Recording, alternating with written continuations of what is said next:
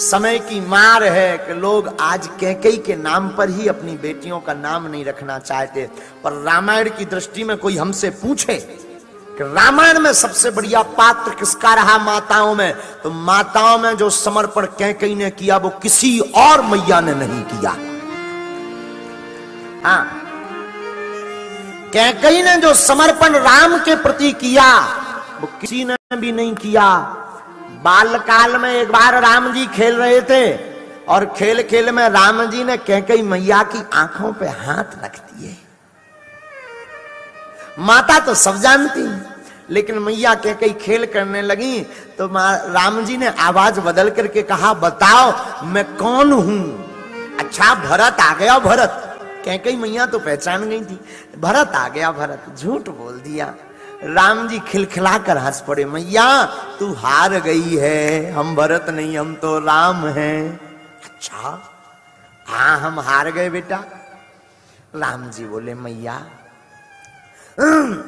आप हार गई तो हमें कुछ मिलेगा? हाँ हाँ हाँ मांगो। राम जी बोले, मैया जो हम मांगने जा रहे हैं सावधानी पूर्वक सुनना। हम ऐसा मांगने जा रहे हैं कि जिससे हो सकता तुम्हारा सुहाग भी उजड़ जाए, लेकिन आपको देना पड़ेगा। कैकेयी कहती, राम अगर तुम्हारी प्रसन्नता के लिए मुझे एक बार नहीं 1000 बार अपने सुहाग को और अपने आप को उजाड़ना पड़े तो मैं तैयार हूं।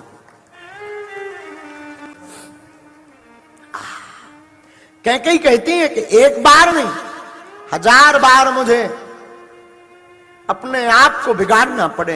राम कहते हैं, मां जरा सावधानी पूर्वक सुनो, हम जो मांगने जा रहे हैं उसको मांगने के बाद हो सकता पूरा संसार तुम्हारे ऊपर थू थू करे, तुम्हारे नाम को कलंकित करे, ये ऐसा वर मांगने जा रहे हैं। कैकेयी कहती है, एक बार नहीं मैं जितनी बार जन्म लूं उतनी बार भी मुझे कलंक भोगना पड़े, पर मेरे राम अगर तुम प्रसन्न हो तो मैं उसमें भी तैयार हूं।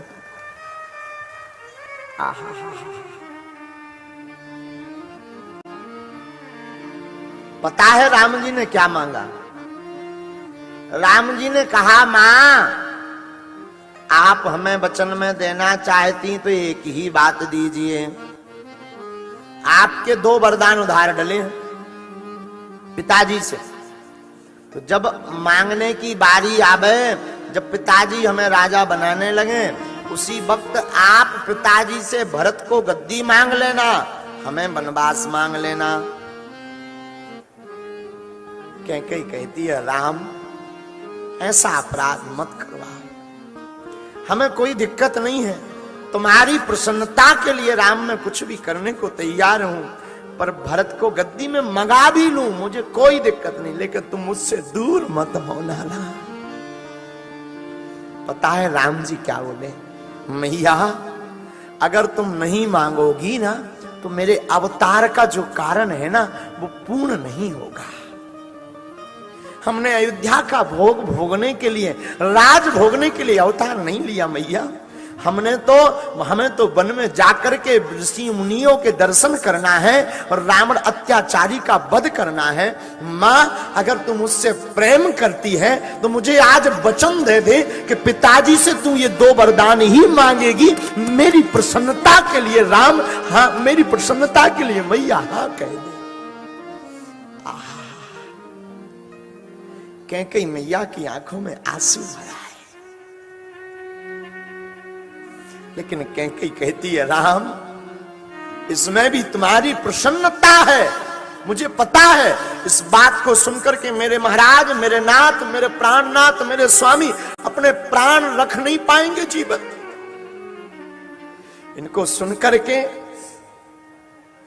पूरी राज सभा और पूरे राज्य के लोग मेरे पर थूकेंगे, मुझे थू थू करेंगे, कलंकित करेंगे।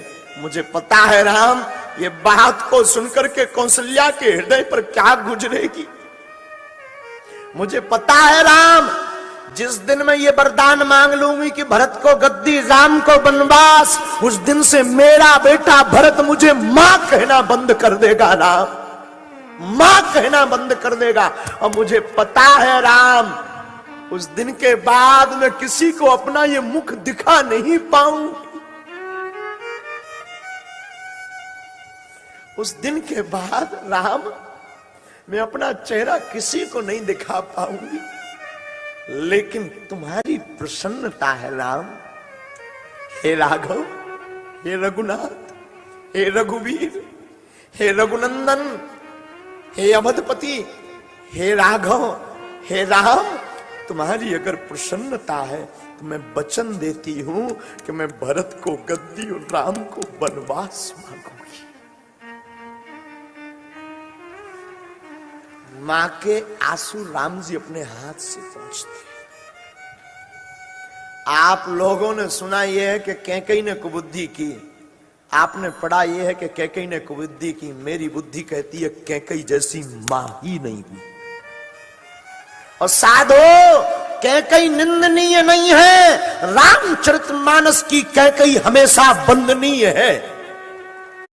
कैकेयी निंदनीय नहीं है, कैकेयी की निंदा घोर पाप है, क्योंकि कैकेयी ही वो है जिसने राम को मर्यादा पुरुषोत्तम भगवान बनाया। कैकेयी ही वो है जिसने राम को राम बनाया, और कैकेयी ही वो है जिसने वन में राम को भेज करके रावण जैसे अत्याचारियों से ऋषि मुनियों को बचाया। न कैकेयी वरदान मांगती, न राम जी बन जाते, न रावण का वध होता, न ऋषि मुनियों को दर्शन होती। कैकेयी बंदनीय है। एक बार की कथा हमें स्मरण है, राम जी बचपन में कैकेयी मां के साथ ही सोते थे। हाँ महाराज, कैकेयी मां के साथ ही सोते, कभी नहीं सोए कौशल्या मां के साथ। बचपन से ही हमारे राम कैकेयी मां के साथ सोया करते थे।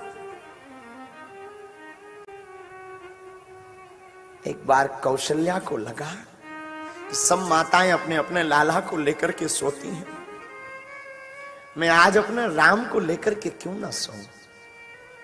तो शाम के समय राम जी को, रघुनाथ जी को कैकेयी के घर से, कैकेयी के भवन से, कैकेयी के कमरे से, कैकेयी के कक्ष से राम को कौशल्या लिवा लाई। कहा राम आज तुम हमारे पास रहोगे। राम जी ने कहा ठीक है मैया। राम जी आए, मां के बगल में लेट गए। रात मध्य पहुंच गई, 12 बज गए, पर राम जी को नींद नहीं आई। यहां से वहां करवटें लें, कभी जमुहाई लें, कभी खुजली करें राम जी। तो मैया कौशल्या ने पूछा, राम तुम्हारी तबीयत तो ठीक है ना, तुम ठीक हो ना, तुम रोज इतनी देर तक जागते हो। राम जी बोले नहीं मैया, मैं बहुत जल्दी सो जाता हूं। राम आज तुम इतनी देर तक क्यों जग रहे? राम जी बोले मैया सच सच बोलूं? हाँ सच बताओ ना। राम जी बोले मैया जब तक मैं अपनी कैकेयी मैया के बगल में ना सोऊं तब तक मुझे नींद नहीं आती। कौशल्या की आंख भर गई। कौशल्या की आंख में आंसू आकर के बोले राम धन्य है कैकेयी, धन्य है कैकेयी, जिसने तुझे इतना लाड़ दिया कि उस लाड़ के बिना तू रहता नहीं है। धन्य है तू और तेरी मां कैकेयी। और सच कहूं तो इस बगल में लेटाने का, सुलाने की भागीदार तो कैकेयी ही है। राम जी का हाथ पकड़ा कौशल्या ने, हाथ पकड़ करके, राम जी का हाथ पकड़ करके कौशल्या आई और भवन खोला। तो सोचा राम जी सो नहीं पाएंगे, रात खराब जाएगी, तो जाकर के कैकेयी के भवन में ले जाकर के राम को लिटा दें, राम को सुला दें, राम को छोड़ दें। ये तो कैकेयी का प्यारा है, कैकेयी के साथ ही रहेगा। लेकिन तब तक एक नजारा कौशल्या देखती है तो जमीन खिसक जाती है पैरों तले की। क्या देखती हैं? दरवाजा खोलती हैं तो दरवाजे के कोने पर कैकेयी खड़ी नजर आती है, जो कोने में खड़े होकर के रो रही होती है। तो कौशल्या पूछती तू यहां क्या कर रही? कैकेयी कहती है कि लगता है मेरे प्राण चले गए हो, अपने प्राणों को लेने के लिए तुम्हारे दरवाजे पर खड़ी हूं।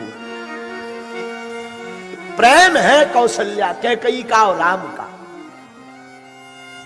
ये प्रेम की पराकाष्ठा है। लोग कहते कि कैकेयी निंदनीय है, लोग कहते कैकेयी ने बुरा किया, हम कहते हैं कभी रामायण पढ़ो, कैकेयी जैसी मां ना हुई है ना हो सकती है। कैकेयी निंदनीय नहीं है, कैकेयी बंदनीय है साहब। कैकई निंदा नहीं, कैकई तो आज भी जिंदा है। हम तो कहते और भी कैकई हो ताकि राम बन जाए और राम मर्यादा पुरुषोत्तम बने।